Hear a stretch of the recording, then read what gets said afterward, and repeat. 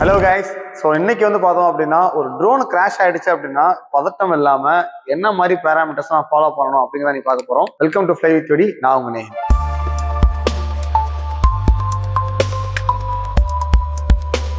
இப்போ கிராஷ் ஆன பிறகு பார்க்க வேண்டிய முக்கியமான 6 பேராமீட்டர்ஸ் பத்தி பார்க்கலாம் நம்ம.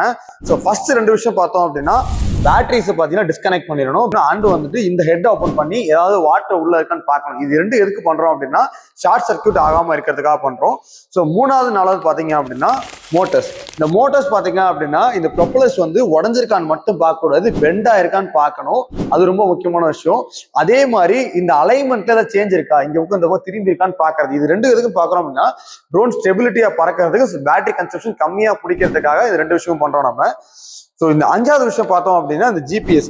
இந்த ஜிபிஎஸ் பார்க்காம டேக் ஆஃப் பண்ணிட்டீங்க அப்படின்னா ஏதாவது இதோட இண்டிகேஷன் சேஞ்சஸ் இருக்கு, திரும்பி இருக்கு, இல்ல இது ஒழுங்கா பேஸ்ட் ஆகாம இருக்கு அப்படின்னா கண்டிப்பா ட்ரோன் கேஷ் ஆகிறது நிறைய பாசிபிலிட்டிஸ் அதிகமா இருக்கு. ஸோ ஜிபிஎஸ் இண்டிகேஷன் கரெக்டா இருக்கான்னு பாத்துக்கோங்க. ஸோ 6வது விஷயம் என்னன்னு பார்த்தோம் அப்படின்னா இந்த லேண்டிங் கீஸ். இந்த லேண்டிங் கீஸ்ல இருக்கிற இந்த ஜாயின்ட்ஸ், இந்த டி ஜாயின்ட்ஸ் பாத்தீங்க அப்படின்னா கரெக்டா இருக்கா அப்படிங்கிறத பாத்துக்கோங்க. ஸோ இதுதான் முக்கியமா இருக்கிற 6 இம்பார்ட்டன்ட் பேராமீட்டர்ஸ். இதோட டீட்டெயிலா உங்களுக்கு தேவைப்பட்டுச்சுன்னா கமெண்ட் பண்ணுங்க, ஃபுல் வீடியோல எக்ஸ்பிளைன் பண்றேன். தேங்க்யூ.